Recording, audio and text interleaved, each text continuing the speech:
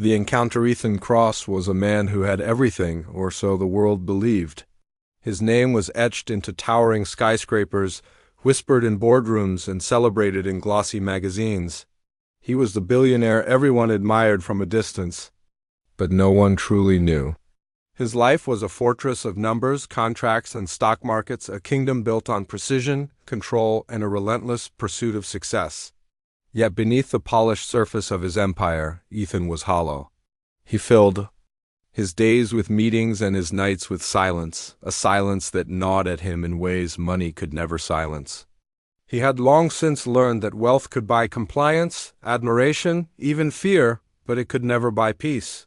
For years he had lived like a machine, efficient but detached, powerful but profoundly alone. On a rainy Thursday evening, Ethan arrived at one of his luxury hotels unannounced.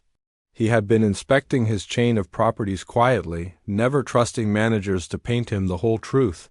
The lobby glimmered with golden chandeliers. The marble floors reflected the lights like water, and the faint scent of roses drifted from crystal vases. Everything was perfect, just as he demanded. Yet perfection had become meaningless to him. It was expected, routine, sterile. He walked with the air of a king, yet his eyes were weary, as though searching for something beyond marble and gold.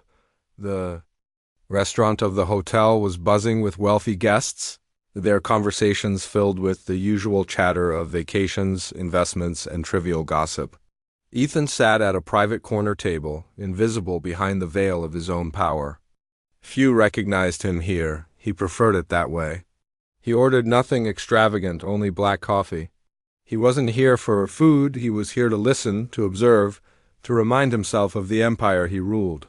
His eyes scanned the room, bored, detached, until they stopped at a corner booth. There, tucked against the wall, sat a young woman in a worn waitress uniform, and beside her, a small girl in a wheelchair. The girl's legs were thin, frail, wrapped in braces that gleamed under the dim restaurant light.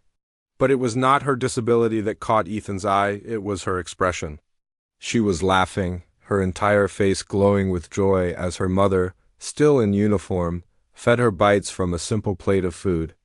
The meal was modest, perhaps leftovers from the kitchen, yet the girl's smile was brighter than all the chandeliers above. She looked as though she were feasting like royalty, her eyes sparkling with gratitude for every bite. Ethan found himself staring longer than he intended, his coffee untouched. The mother glanced around nervously, clearly embarrassed to be sharing a meal with her daughter in a space meant for wealthy guests. Ethan noticed how she tried to shield her daughter from disapproving looks of other diners. Some of the elite frowned, others whispered, but the girl didn't seem to care. She laughed again, her laughter ringing across the polished marble like a song. Ethan felt something stir inside him. Something he hadn't felt in years, a crack in the ice that had sealed his heart shut. He couldn't explain it. He had seen countless people in need before. He donated millions to charities, funded hospitals and sponsored programs. But those acts had always been numbers on paper, gestures to polish his reputation. This was different. This was raw, human, unfiltered. The girl didn't beg for sympathy. She radiated strength. She didn't sulk in her wheelchair, she shone through it. And in that moment, Ethan realized he was witnessing something he had long forgotten existed, the power of joy untouched by circumstance. The waitress mother fed her daughter patiently, her tired hands trembling slightly from a long shift. Ethan noticed the uniform sleeves frayed at the edges, the exhaustion in her eyes, and the way she kept pushing her own plate aside so her daughter could eat first. There was sacrifice in her every gesture, love in its purest form. Ethan's throat tightened. He remembered another pair of hands, soft, gentle, that had once fed him during long nights of grief. A memory of his late wife flashed across his mind like lightning, and he quickly looked away, his chest heavy. He tried to focus on his coffee, but the laughter of the little girl kept pulling him back. It was as though her presence had disrupted the invisible walls he had so carefully built around himself. He studied her again. She couldn't have been more than 9 years old. Her hair was tied with a faded ribbon, her clothes plain but clean, yet she sat with a grace that many adults lacked. When she noticed her mother skipping her own meal, she gently pushed the fork back toward her, insisting with her small hands that her mother eat too. Ethan saw the mother smile weakly, tears forming in her eyes. It was a scene so tender that it ached to watch. Ethan shifted uncomfortably in his seat. This wasn't his world. His world was boardrooms, mergers, private jets, and luxury.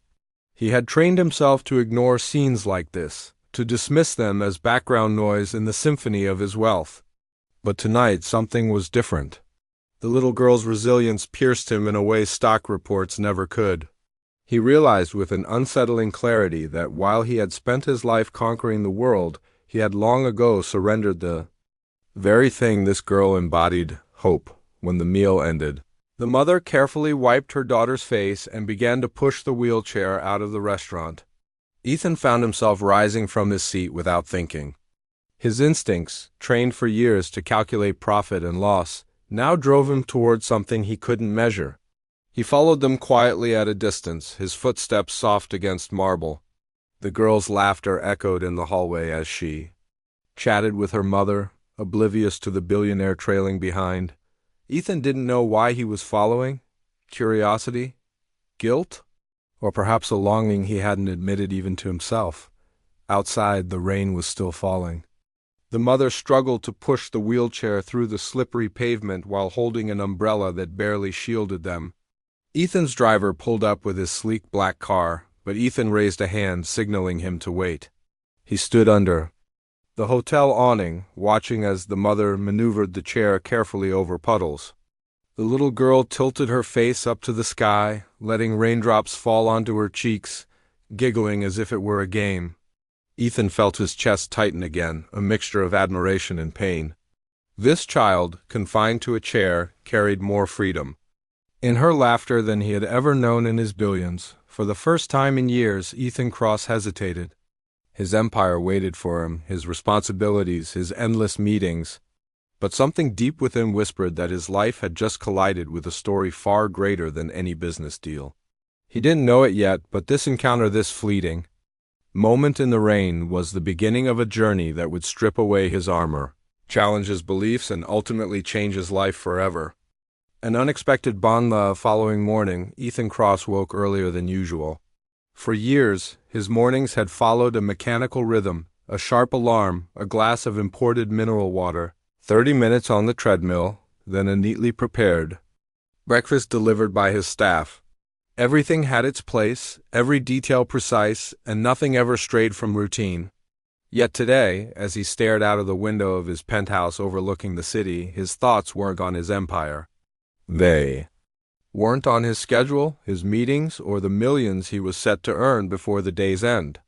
Instead, he found himself replaying the image of the little girl from the restaurant, the way she laughed, despite her frailty, the way her mother's hands trembled with fatigue but never faltered in care.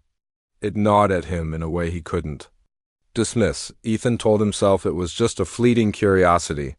After all, people came and went in his hotels every day. Guests dined, laughed, argued, and left behind fragments of their stories, none of which had ever concerned him. But this felt different. There was something in that girl's eyes, something in her laughter that lingered. It wasn't pity that stirred in him. Ethan hated pity. It was something closer to recognition, as if in her resilience he had glimpsed a reflection of his own buried pain. By noon, Ethan found himself back at the same hotel under the guise of inspection. His managers looked nervous, scurrying to ensure perfection. But Ethan wasn't here for them. His eyes searched quietly, scanning the lobby, the restaurant, the hallways. He told himself he wasn't looking for the girl, he was simply overseeing operations. Yet deep down, he knew the truth. He wanted to see her again, to confirm that the previous night hadn't been some illusion painted by rain and fatigue, and then, as if the universe itself had conspired, he saw her. She was in the cafe near the hotel entrance, seated by the window with her mother. The girl had a small book open in her lap, her lips moving as she read aloud, while her mother listened with a tired but proud smile. Her wheelchair was slightly too large for her, clearly second-hand. and the ribbon in her hair had lost its brightness, yet she radiated more life than anyone Ethan had ever met. He stood there longer than he should have, unnoticed, feeling strangely drawn. When their eyes met, it was not the dramatic moment he expected. The girl simply looked up, her gaze calm, and smiled. Not the polite smile reserved for strangers, not men in expensive suits. It was a genuine smile, the kind that carried warmth without expectation. Ethan felt an odd rush in his chest, almost as if he had forgotten how to breathe properly. The girl tilted her head as if studying him, then returned to her book without a word, leaving him both startled and oddly relieved. For the first time in years, someone had looked at him, not the billionaire, not the empire, but simply him. It was later that afternoon. As Ethan lingered near the cafe longer than necessary, that fate stepped in again. The waitress mother was called away briefly, and the girl, now alone at the table, struggled to reach her dropped bookmark. Instinctively, Ethan stepped forward, picking it up before she could strain further. He placed it gently on the table. "Here," he said, his voice low, uncertain. The girl looked up at him, her eyes wide but unafraid. "Thank you," she said softly, her tone mature for her age. Then, after a pause, she added, "You look like someone who doesn't smile very often." Ethan froze. No one dared speak to him that way. Not his employees, not his partners, not even acquaintances at elite galas. Yet here was a 9-year-old in a wheelchair, studying him with unflinching honesty. He opened his mouth, but words failed him. The girl smiled again, as though she had solved a riddle, and returned to her book. Ethan stood there, unmoored, before, muttering a quiet, "You're welcome," and retreating, but retreat did not mean escape. That single sentence haunted him. "You look like someone who doesn't smile very often." It was true. His wealth had built walls around him, walls too high for joy to climb. And somehow this child, this fragile, wheelchair-bound child, had seen through them with ease.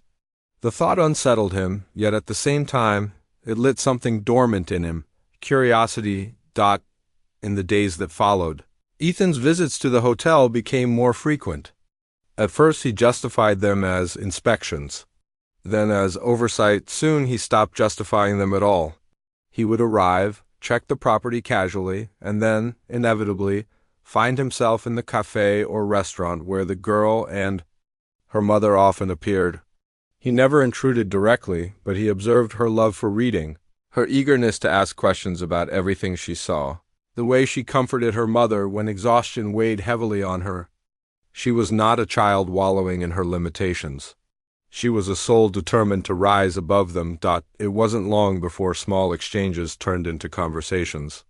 At first, it was Ethan returning a dropped napkin or holding open a door. Then it became a few words, a question, a hesitant smile. The girl whose name he soon learned was Lily was unafraid to speak her mind. She asked him once why he always wore serious clothes and if he ever wore fun ones. Another time she asked why he didn't have children of his own, her innocence piercing straight through his guarded heart. Ethan, unaccustomed to such candidness, found himself fumbling for answers he hadn't confronted in years. What surprised him most was how Lily never treated him like a billionaire.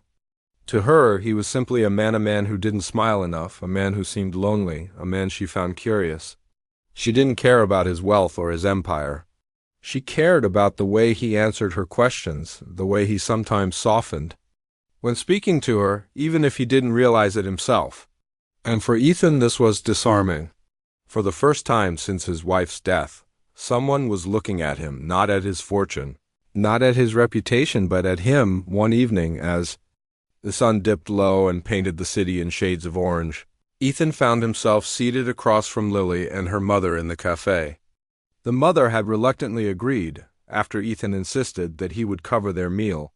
"It's nothing," he said firmly when she tried to refuse. "Consider it a courtesy." He didn't admit that he simply wanted to sit with them, to hear Lily's laughter up close rather than from across the room. During that meal, Ethan listened more than he spoke. He listened as Lily talked about her favorite books, about how she dreamed of seeing the ocean one day, about how she believed people who smile less just need someone to remind them how. Each word carved deeper into Ethan's heart, dislodging pieces of the grief he had long cemented. He watched as the mother her name, he learned, was Grace looked at her daughter with endless love, even as fatigue etched lines into her face. Their bond was unbreakable, built not on wealth or comfort, but on sacrifice and resilience. By the time the evening ended, Ethan knew something had shifted irreversibly within him. He was no longer a distant observer, no longer a man merely curious about a girl's laughter. He was becoming part of their world, drawn not by pity but by a need he couldn't yet name. He returned to his penthouse that night, but the silence felt different. For the first time in years, it wasn't merely silence, it was absence. The absence of a laugh, a voice, a presence that had begun to fill the hollow spaces of his life. He poured himself a glass of wine, staring out over the glittering skyline, and whispered aloud to the empty room, as though admitting a secret to the night itself. "What are you doing to me, Lily?" The hidden past the days that followed marked a shift in Ethan Cross's life that even he struggled to understand. For years, his world had been defined by glass towers, boardroom battles, and headlines that chronicled his victories and his ruthlessness. But now, amidst the endless swirl of numbers and negotiations, there existed something else, something quieter, gentler, yet infinitely more powerful. It came in the form of a young girl's laughter and the way her presence softened the sharp edges of his soul. Ethan had begun to notice a pattern. His mornings still began with discipline and routine, but his evenings carried a new pull. Instead of spending them buried in reports or drowning in silence, he found himself at the hotel cafe or restaurant, waiting for Lily and Grace. Sometimes they shared a meal, sometimes just a few words, and sometimes he simply listened while Lily talked endlessly about her dreams, her stories, her innocent but piercing observations about the world. She had a way of cutting through his armor without even trying. Each conversation chipped away at the barriers Ethan had carefully built to keep his past from bleeding into his present. One evening, as autumn rain tapped gently against the cafe windows, Lily leaned forward with that curious glint in her eyes that always made Ethan brace himself. "Mr. Cross," she said softly, her small fingers tracing patterns on the rim of her cup, "why do you always look so heavy?" The question caught him off guard. "Heavy?" he repeated, raising an eyebrow, though he already knew what she meant. "Yes," Lily said with the bluntness only a child could carry. "Like you're carrying something too big for you. Like a backpack full of rocks that you can't put down." She tilted her head, waiting for his response. Ethan chuckled, dryly, though there was no humor in it. "That's a very imaginative way of putting it." "It's true," she insisted. "You don't laugh much. You don't talk about yourself." "It feels like you're hiding something." Grace immediately hushed her daughter, embarrassed. "Lily, that's not polite," but Ethan raised a hand, stopping her gently. "It's all right," he said, his voice lower now. "She's not wrong." There was a silence then, broken only by the rain. Ethan looked into Lily's eyes and saw not pity, not judgment, but simple, unflinching curiosity. He exhaled slowly, his chest tightening as memories he had buried clawed their way to the surface. "My wife," he began quietly, each word tasting of rust and sorrow. "I had a wife once. Her name was Emily." His eyes drifted toward the window as if searching for her reflection in the rain. "She was the only light in my life back then. I was still building my empire, still proving myself. She was patient, kind, endlessly supportive. And she was pregnant." Lily's eyes widened, her small hands tightening around her cup. Grace lowered her gaze, sensing the gravity of his confession. "One night," Ethan continued, his voice cracking, despite his effort to keep it steady, "we were driving home from a dinner. It was late, the road slick with rain. Another driver ran a red light. There was nothing I could do. In seconds, everything I loved was gone. Emily, the baby, both." The words hung in the air, heavy and raw. Ethan had not spoken them aloud in years, not even to himself. They had lived inside him like a locked vault, a secret too painful to touch. But now, in front of this little girl and her weary mother, the vault had opened, and the truth poured out like a flood he could no longer contain. "I threw myself into work after that," Ethan said, his hands curling into fists on the table. I told myself that if I built enough, earned enough, controlled enough, I wouldn't have to feel the emptiness. But the truth is, nothing filled it. Not money, not power, not success. I've been carrying it ever since. A backpack full of rocks, just as you said. Silence followed. Grace's eyes shimmered with sympathy, but she said nothing, respecting the weight of his grief. It was Lily who finally broke it. She reached across the table with her small, fragile hand and placed it on Ethan's. Her touch was light, almost imperceptible, yet it anchored him more than anything had in years. I'm sorry, she whispered. And that must have hurt more than anything. Ethan swallowed hard, his throat burning. He wanted to pull away, to retreat into the safety of detachment. But he couldn't. There was something disarming about her honesty, her innocence. She didn't offer platitudes or hollow reassurances. She simply acknowledged his pain and, in doing so, eased it. You know, Lily continued after a pause, her voice gentle but firm, maybe you lost your family. But maybe that doesn't mean you have to be alone forever. Maybe there's still someone who needs you. Someone who can help take those rocks out of your backpack one by one. Ethan stared at her, stunned by the depth of her words. She was 9 years old, yet she spoke with the wisdom of someone who had lived lifetimes. For a moment he saw not just a child in a wheelchair, but a soul who had endured hardship of her own, who had learned resilience in ways most adults never could. That night after Grace and Louie left, Ethan sat alone in the cafe long after the chairs had been stacked and the lights dimmed.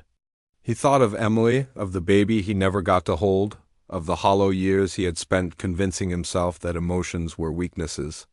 And he thought of Lily, her laughter, her courage, her unflinching honesty. For the first time in years he felt something shift inside him. The grief was still there, sharp and unyielding, but now, alongside it, was something else, the faintest spark of hope. In the days that followed, Ethan noticed changes in himself. He smiled more, not often, not easily, but genuinely, usually. When Lily was around, he found himself looking forward to their conversations, to the way she asked questions no one else dared, to the way she challenged him without even realizing it. Grace, too, began to notice. Though wary at first, she saw how her daughter's face lit up whenever Ethan appeared, how his presence seemed to bring out a joy in Lily that went beyond the ordinary, and slowly, almost imperceptibly, a bond began to form, not the kind forged by contracts or deals, but the kind woven through shared pain, shared laughter, and the unspoken understanding of two souls who had both carried heavy burdens. Ethan didn't know where this path would lead, but he knew one thing with startling clarity. For the first time in years, he wasn't just surviving. He was beginning to live. The turning point, the bond that had begun between Ethan and Lily, grew quietly over the weeks that followed. It wasn't loud or dramatic, it was woven in the small things. In the way Lily's eyes lit up when she spotted Ethan entering the cafe. In the way Ethan lingered longer at the hotel than his calendar allowed, rearranging meetings just to hear her laugh. Grace noticed it too, though she never said much. She watched cautiously as the billionaire, this man who had once seemed untouchable and distant, allowed himself to become part of their modest world. And though part of her hesitated, afraid of what it all meant, another part was quietly grateful that someone else was helping carry a piece of Lily's spirit forward. It was during one of those evenings, with autumn deepening and the air outside growing colder, that everything changed. The cafe was warm, filled with the aroma of baked bread and coffee. Lily was unusually quiet that evening. Normally she would chatter endlessly about her books or tell Ethan her whimsical theories about life, that clouds had secret conversations, or that stars were really lanterns held by angels. But that night she looked pale, her hands trembling slightly as she tried to hold her cup. Ethan noticed immediately, his eyes narrowing with concern. "Are you all right, Lily?" he asked, his voice gentler than usual. She forced a smile, nodding quickly. "I'm fine, just tired." But Ethan had built his life on reading people, on detecting the smallest weaknesses across negotiating tables. He knew when someone was hiding the truth, and this wasn't just fatigue. There was a fragility in her that unsettled him, an exhaustion that seemed to seep deeper than mere weariness. Within minutes, her condition worsened. Her breathing grew shallow, her small body trembling as she tried to stay upright. Grace's face turned white with panic. "Not again," she whispered, fumbling for her bag where she kept Lily's medication. "Ethan, call an ambulance now." Ethan didn't hesitate. For a man who was accustomed to commanding empires with a single phone call, his hands shook as he dialed emergency services. Within moments, paramedics rushed into the cafe, their uniforms cutting through the crowd that had gathered. Ethan stood frozen as they lifted Lily gently from her wheelchair onto a stretcher, his chest tight with fear he hadn't felt since the night he lost Emily. It was as if the universe had dragged him back into that nightmare, forcing him to relive helplessness. But this time, he couldn't bear to lose again. "I'm coming with you," he said firmly. Following the stretcher, the ambulance ride was a blur of flashing lights and sirens. Grace sat beside Lily, clutching her daughter's hand, whispering prayers under her breath. Ethan sat opposite them, his gaze locked on Lily's fragile frame, his mind racing. For years, he had taught himself to remain calm under any pressure, to treat crises as puzzles waiting to be solved. But this was no business deal. This was life, fragile and unpredictable, and the thought of losing Lily so soon after she had entered his world made him feel powerless in a way he hadn't known since Emily's death. At the hospital, the doctors rushed Lily into emergency care. Grace tried to follow, but was stopped at the doors. Ethan placed a steadying hand on her shoulder. "They'll take care of her," he murmured, though the words tasted hollow even to him. Hours dragged on like days. Grace sat slumped in a chair, her hands clasped together in desperate prayer. Ethan stood by the window, staring out at the rain-slicked streets, his thoughts tangled. He hated waiting. He hated not being able to control outcomes. In his world, money could fix anything, connections could open any door. But here, in the sterile hallways of a hospital, none of that mattered. He could sign million-dollar checks, but he could not bargain with fate. Finally, a doctor emerged, his expression grave but calm. "She's stable," he said, relief crashed over Ethan and Grace like a wave. It was a respiratory crisis. Her condition makes her vulnerable to sudden complications. She needs ongoing care, specialized treatment. But for now, she's out of danger. Grace broke into tears, covering her face with her hands. Ethan closed his eyes briefly, his fists unclenching for the first time in hours. When they were allowed to see her, Lily lay pale but peaceful in her hospital bed, a faint smile tugging at her lips even in weakness. "Told you," she whispered hoarsely as they approached. "Just tired." Ethan almost laughed, though it came out as a choked sound. He sat beside her, taking her small hand in his own. "Don't scare us like that again, Lily." His voice was low, but beneath it was an intensity Grace had never heard from him before. Lily squeezed his hand weakly. "I'm tougher than I." "Look," she whispered, "you'll see." That night, Ethan didn't leave the hospital. He arranged for a private room, the best specialists, and any equipment she might need. Grace protested at first, overwhelmed by his generosity. "Mr. Cross, we can't accept—" "You can," Ethan interrupted firmly. "And you will. Money means nothing if it can't be used to protect what matters." His words startled even him, because he realized they were not the words of the old Ethan Cross. The old Ethan would have signed a check out of obligation or reputation. But tonight it wasn't charity. It was personal. As the hours stretched into dawn, Ethan sat by Lily's bedside, watching her breathe steadily, listening to the steady rhythm of the monitors. In her fragility, he saw a mirror of his own past pain. But unlike before, he felt a resolve building inside him. He would not run this time. He would not bury himself in work or let fear dictate his choices. He had been given a second chance, not to replace what he had lost, but to protect and cherish what had unexpectedly entered his life. Grace, exhausted, eventually fell asleep in the chair beside her daughter. Ethan remained awake, his gaze fixed on Lily. For the first time in years, he prayed not to undo the past, but to be strong enough to face the future. And in that quiet hospital room, as dawn light spilled through the windows, Ethan Cross made an unspoken vow. He would stand by Lily no matter the cost. She was no longer just a girl he had stumbled upon in a restaurant. She was something more, something that had awakened a dormant part of his soul. The billionaire who once lived only for power and control now found himself living for something far greater.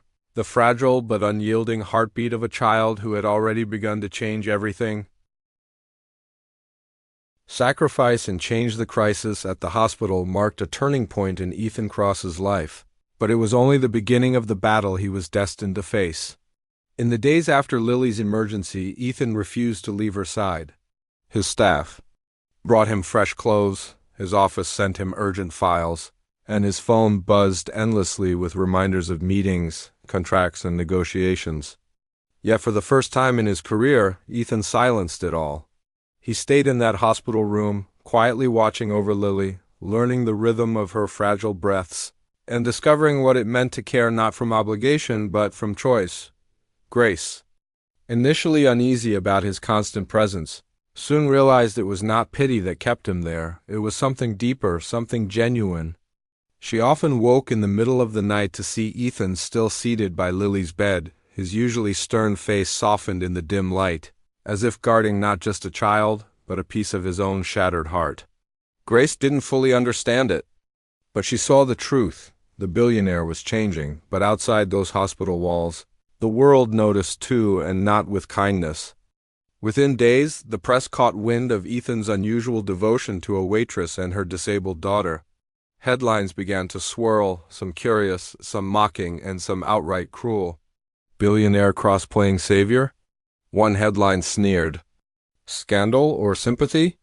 Why is Ethan Cross spending nights in a hospital? Another questioned. Rumors spread like wildfire. Was he trying to polish his reputation, cover a hidden scandal, or worse, manipulate the sympathy of the public? Ethan's board of directors grew restless. They were men and women who thrived on control, on maintaining the razor-sharp image of their empire. They called an emergency meeting at the corporate headquarters, insisting that Ethan attend. For the first time in weeks, he left the hospital, though reluctantly, and sat in the glass-walled boardroom that had once felt like his throne. Now it felt more like a cage. The chairman of the board, a silver-haired man named Whitmore, leaned forward with a steely gaze. Ethan, your recent behavior is concerning. Investors are asking questions. Spending nights in hospitals, associating with common staff, drawing attention in tabloids, it makes you look unstable. Ethan's jaw tightened. I don't care about tabloids. You should, Whitmore pressed. Perception is everything. You built this empire on discipline and fear. If the world sees you as soft, sentimental, distracted, it could cost. U.S. millions, billions, even. Already, stocks dipped 2 points after the last article. Ethan leaned back, his eyes cold. So you're telling me to walk away from a child fighting for her life because it makes shareholders uncomfortable? This isn't about the child, another board member interjected. This is about you, Ethan. The Ethan Cross we know. Doesn't sit in hospitals. He doesn't let emotions dictate his choices. He wins, always. Are you willing to jeopardize everything you've built over this? The man gestured dismissively, as if Lily were an inconvenience rather than a person. The words ignited something inside Ethan. Once he might have agreed with them. Once he might have silenced his emotions to protect his empire. But not now. Not after Lily. He slammed a hand on the table, startling the room. This is a child. A brave little girl who has more strength in her than any of you sitting here. Don't you dare reduce her to a distraction. The room fell silent. Never before had Ethan Cross raised his voice at his board. For a moment he almost relished their stunned expressions. But beneath the anger was clarity. He realized that for years he had been their prisoner, a man enslaved not by chains, but by wealth and reputation. And in that moment he decided he would no longer be. I'll tell you this once. Ethan continued, his voice steady but fierce. I built this empire. If it can't withstand me showing compassion, then perhaps it's not worth having. My priorities have changed. If investors leave, let them. If the media mocks me, let them. But I will not abandon Lily. If any of you think that makes me weak, then you never understood strength in the first place." The board members exchanged uneasy glances. They had always seen Ethan as ruthless, predictable in his cold ambition. Now, they faced a man who was unpredictable because he finally cared about something beyond profit. They had no weapon against that. The following week, once Lily was strong enough to leave the hospital, Ethan invited Grace and Lily to his penthouse. Grace hesitated, unsure if their modest world belonged in his glittering one, but Ethan insisted gently. "It's not about the space," he said. "It's about sharing it with the right people." When Lily rolled her wheelchair into the vast expanse of glass and steel, her eyes widened with awe. "It's like living in the sky," she whispered, her face pressed against the floor-to-ceiling windows. Ethan smiled, watching her wonder, realizing that for the first time in years, his home felt alive. Days turned into weeks, and soon Ethan's penthouse was no longer a fortress of solitude. It echoed with Lily's laughter, with Grace's gentle voice, with the warmth of dinners shared around a table that had once been perpetually empty. Ethan discovered new routines, helping Lily with her books, listening to her wild theories about the stars, even learning how to navigate the complexities of her wheelchair with surprising clumsiness. Grace teased him once, laughing softly as he struggled with the brakes. "For a man who can run $1 billion empire, you're terrible with simple mechanics," she joked. Ethan chuckled, unoffended, because he realized she was right. And he was glad for it, but it wasn't without challenges. The press grew more ruthless, questioning his sanity, mocking his devotion to a waitress and her disabled child. Business associates whispered that he was distracted, weakened by sentiment. Some deals collapsed. Share prices wavered. Yet, through it all, Ethan stood firm. He had discovered a truth he wished he had known years ago. Reputations could crumble, fortunes could vanish, but love, once found, was worth any cost. It all came to a head one evening when Ethan called a press conference. The media expected announcements about business, perhaps damage control. Instead, Ethan stood before the cameras, Grace and Lily at his side, and spoke words that silenced the room. "For years I lived as though wealth and power were enough. But they weren't. They never were.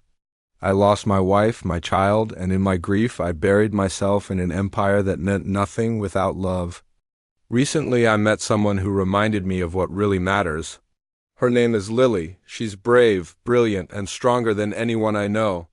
She and her mother have given me back something I thought was lost forever: family. Today I want the world to know I am adopting Lily as my daughter. From this day forward, she is not just someone I care for, she is my family.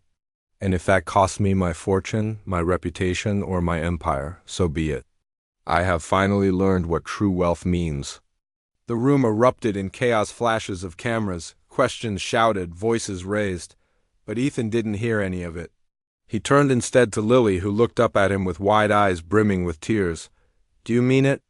she whispered. Ethan knelt down, meeting her gaze at eye level. His voice shook, not from doubt, but from the overwhelming weight of truth. "I mean every word. You didn't just remind me how to live, Lily, you gave me a reason to. I'm proud to be your dad."